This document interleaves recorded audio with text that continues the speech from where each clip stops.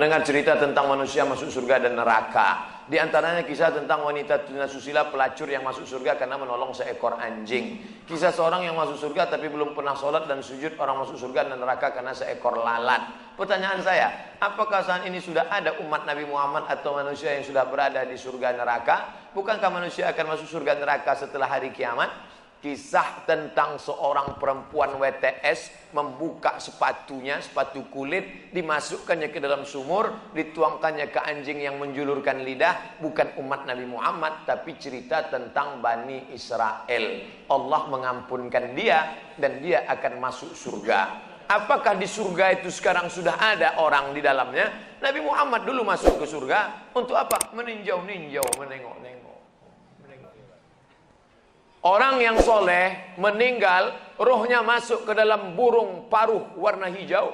Burung itu terbang ke sana kemari. Buka kitab Ar-Ruh, ditulis oleh Imam Ibnu Qayyim Al-Jauziyah. Bapak, ibu, adik-adik, kalau mau baca kitab tentang surga, neraka, alam barzah, dua kitab. Pertama At-Tazkirah Imam Al-Qurtubi, Ar-Ruh Imam Ibnu Qayyim Al-Jauziyah. Ada orang-orang dibawa singgah ke surga jalan-jalan. Ini pemukiman, real estate, rumah mewah. Nanti akan ditempati 1 Januari 2018. Tapi sebelum itu orang boleh jalan-jalan, nengok, survei-survei dulu. Makanya orang mati syahid wajahnya senyum. Kenapa orang mati syahid wajah senyum? Karena sebelum nyawanya keluar, malaikat sudah mengepakkan sayapnya. Di situ nampaknya kau akan mati, kau tinggal di lorong blok C nomor 15. Senyum dia. Nah, ini kita sekarang jangankan tempat surga, parkir pun payah. Apa hukumnya jika saya sholat sambil menutup mata agar sholat saya menjadi lebih khusyuk?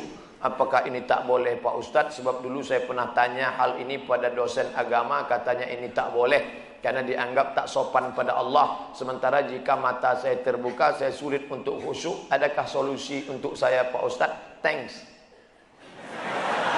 Ada gambar senyum. Titik 2.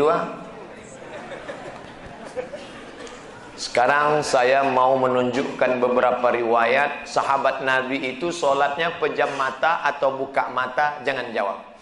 Nabi jadi imam, sahabat di belakang. Ketika sedang sholat, Nabi buka selopnya, sendalnya. Waktu itu Masjid Nabawi pasir. Nabi buka selopnya, semua sahabat yang ada di belakang membuka selop. Kira-kira sahabat di belakang pejam mata atau buka mata? Buka, karena kalau pejam mana dia tahu. Uqtulul aswadaini fi shalah, bunuhlah dua yang hitam ketika kau sedang sholat. Allahu Akbar. Lewat dua yang hitam. Apa yang hitam itu? Kalajengking dengan ular. Bunuh. Kira-kira orang sholat bisa ada dua yang hitam lewat, dia tahu matanya terbuka atau tertutup? Terbuka. Kalau tertutup, tiba-tiba udah tegak anaconda.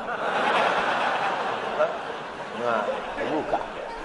Jadi masalah sholat terbuka atau tertutup, terbuka. Tapi ada saat tertentu kita mesti tutup. Saya pernah mengalami. Pas di depan saya pakai baju kaos, tertulis di belakangnya, hidup memang susah, jangan bikin susah. Asal saya buka, terbaca Pak.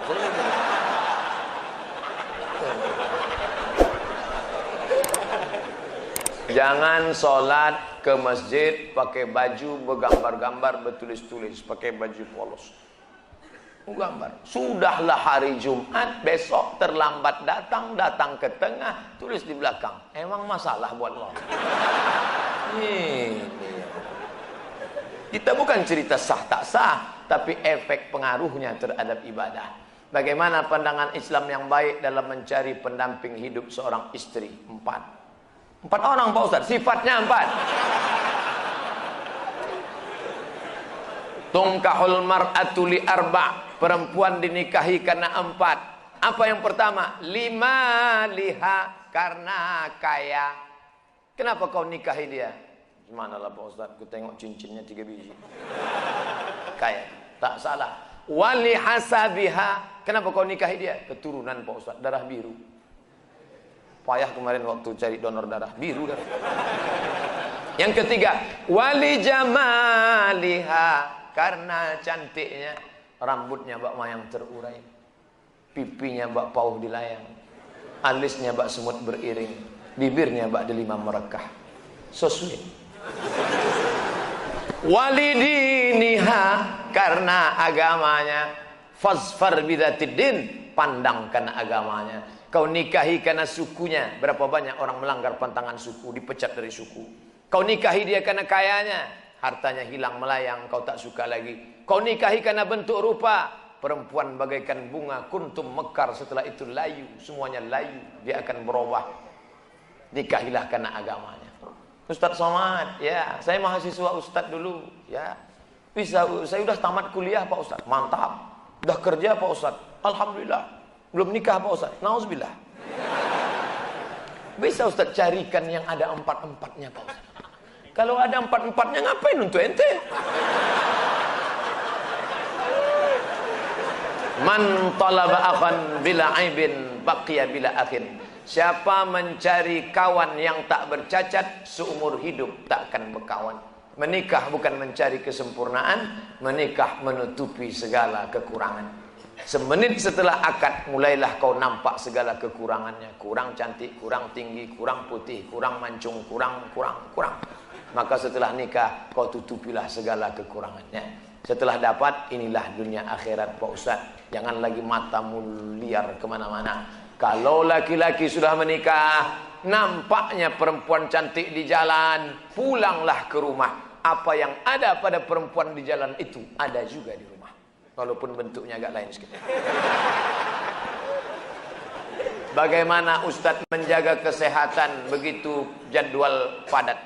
Tadi masuk WA ke sahabat kita, apa kata dia? Kalaulah Ustadz Somad itu made in Jepang, sudah lama rontok. Lalu apa yang Ustadz minum, apa yang Ustadz makan? Semuanya doa jamaah. Cobalah tengok di YouTube, di Twitter, di Facebook, di BBM, doa jamaah. Amin, amin, amin, amin, amin. Semoga Ustadz sehat, semoga Ustadz istiqomah, semoga doa menumpang tuah pada doa, mulut-mulut, tangan-tangan yang soleh. Mudah-mudahan kita bersatu dalam kebaikan insyaallah. Berapa takbir Idul Fitri Pak Ustadz? Berapa hari? Dari mulai tenggelam matahari sore, petang, malam takbir, sampai sore tanggal 13. 10, 11, 12, 13. Allah.